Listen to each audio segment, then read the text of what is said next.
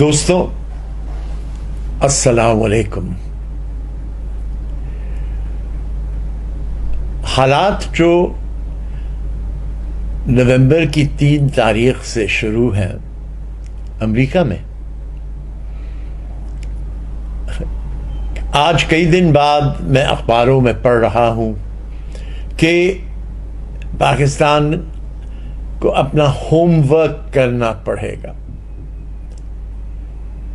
تو میں حیران ہوتا ہوں کہ میں اتنے مہینوں سے کئی باتیں کر رہا ہوں اس تیاری کے لیے، اور آج تک یہ تیاری ہوئی نہیں۔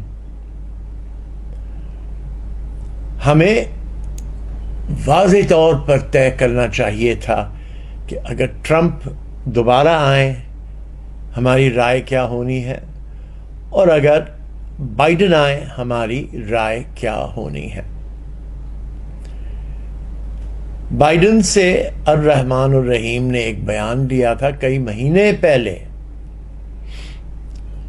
وہ ہم آج تک چلا رہے ہیں کہ دیکھیے سوشل میڈیا پہ کہ یہ کتنا حامی ہے ہمارا۔ سمجھنے کی کوشش کریں کہ بائیڈن نے اس وقت کیا کہا تھا، آج کے حالات کیا ہیں۔ ہمیں ان کی بھی تیاری کرنی چاہیے تھی۔ سب سے پہلے خدارا یہ سمجھنے کی کوشش کریں کہ 90% امریکہ کے صدر کے سامنے وہ مسئلے آتے ہیں جو امریکہ کے اندرون معاملات سے منسلک ہوں۔ یہ میرے ایک بہت اچھے دوست نے مجھے 2 دن پہلے کہا تھا، کس لیے کہا مجھے نہیں معلوم، لیکن شاید مجھے وہ تعلیم میں اضافہ کر رہا تھا کہ امریکہ 90% اپنے اندرون معاملوں میں مبتلا ہے۔ اب جب باہر کا معاملہ آتا ہے، دیکھیے پرائم منسٹر صاحب نے باقاعدگی سے کہا تھا جب آئے تھے، ہم ٹرمپ ہمارے ساتھ اچھا ہے، کشمیر کا مسئلہ ہے، افغانوں کا مسئلہ ہے، یہ مسئلہ ہے، وہ یہ ہم سب حل کر کے دے گا۔ جا رہے ہیں وہ، کوئی مسئلہ ہمارا ایک بھی حل نہیں ہوا۔ اس وقت میں نے بیان دیا تھا، میں نے کہا تھا فیٹف پہ خدا لے، اگر آپ کا دوست ہے فیٹف پہ فیصلہ کریں۔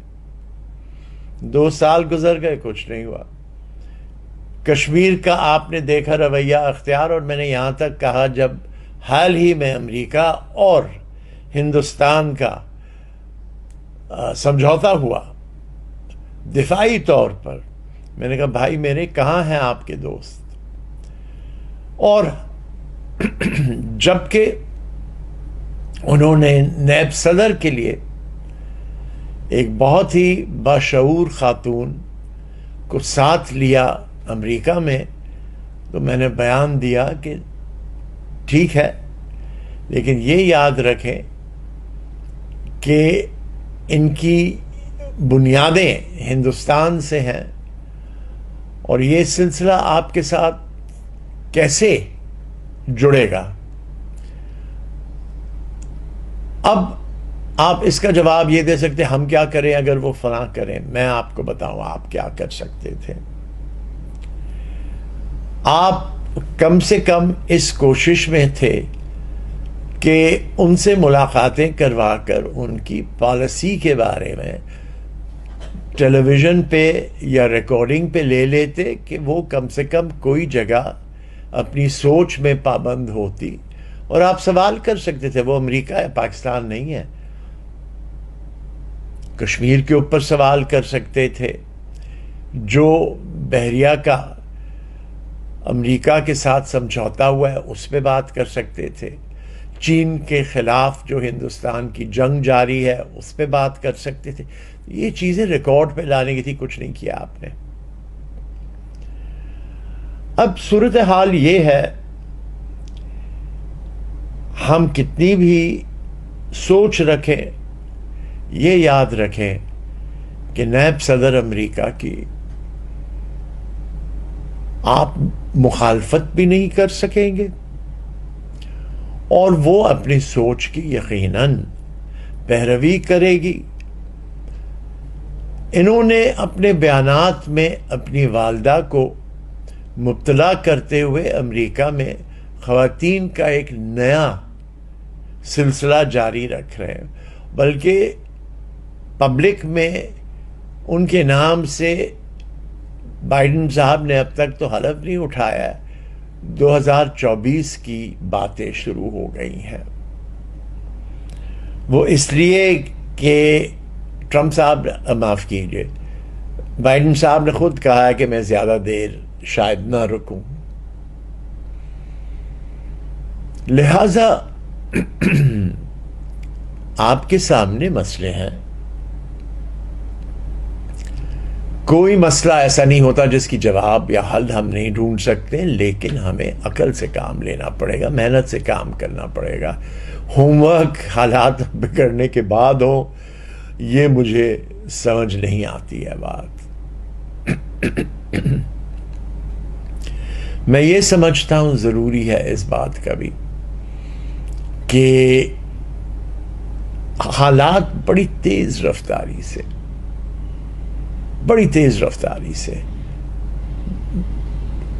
آپ یہ سوچ رہے تھے کہ اگر ٹرمپ چلے جائے گا تو اسرائیل کے ساتھ کوئی کم حرکت ہوگی، بالکل نہیں، وہی حرکت رہے گی۔ اگر آپ یہ سمجھ رہے تھے کہ ایران کے ساتھ شاید بہتر سلوک ہو، دیکھیے جب تک چین، روس اور ان علاقوں کا سلسلہ جاری ہے جس میں ایران شامل ہے، ترکی شامل ہے اور پاکستان شامل رہے گا۔ میں نے تو آپ کو یہ بھی کہا تھا ٹرمپ کے آخری دور پر، بھائی فیصلہ کر لیں، اب آپ کو امریکہ سے 4 سال ہو گئے، کچھ مل نہیں رہا، بھائی فیصلہ کر لے، طالبان کی غلامی امریکہ کی سمجھوتا ہونے پر یہ آپ کی ذمہ داری نہیں ہے، وہ تو دبائیں گے آپ کو، نہیں آپ کو کیا ملا اس کا؟ کیا اسلحے میں کچھ ملا؟ کیا آپ کو ہندوستان سے کوئی سمجھوتا ملا؟ اور یہ بار بار کہنا جب تک آپ کا منہ سوج جائیں کہ ہم ہندوستان سے سمجھوتا چاہتے ہیں، اگر آپ ہندوستان سے سمجھوتا چاہتے ہیں تو آپ ہندوستان کو مائی باپ مانے، پھر وہ شاید کریں آپ کے ساتھ، لیکن وہ تو آپ سے کوئی سمجھوتے کی بات نہیں کر رہے ہیں۔ اور آپ نے، اگر آپ کی ہمت تھی کشمیر میں کوئی وہاں کے رہائش پذیروں کے لیے بہتر طریقہ اختیار کیا ہوتا تو آج اس کی بات اور ہوتی، لیکن یہ بھی نہیں ہوا۔ سوچئے، سمجھیں آپ کیا کر رہے ہیں۔ اب آپ کے سامنے دیواریں آہستہ آہستہ جڑی جا رہی ہیں، پہلے سے بھی زیادہ تیز رفتار سے۔ مجھے ایک حد تک خوشی ہوئی کہ میں روس کے بارے میں کئی سالوں سے کہہ رہا ہوں، اور یہ کہہ رہا ہوں کہ روس ہی عسکری قوت رکھتا ہے کھڑے ہونے کی۔ میں نہیں کہہ رہا ہوں کہ آپ کھڑے ہو جائیں مغرب کے سامنے، لیکن جتنا آپ ڈھیلا پن بتائیں گے اتنا ہی وہ آپ کو دھکا دیں گے یا آپ کو مٹی میں نچوڑیں گے۔ میں ابھی بھی کہتا ہوں پاکستان کے معاشی حالات خستہ ہیں۔ ابھی بھی دیکھیے آپ، ایک تو خدا را پاکستان کی زیورات بڑے عرصے سے بیچ رہے ہیں. جو حکومت آتی ہے کچھ کہہ جاتی ہے اور چلے جاتی ہے پیسے خرچ کرنے کے بعد. یہ بند کریں. آئیے اس سے ایک اور اہم بات کرتا ہوں. آپ قانونی طور پر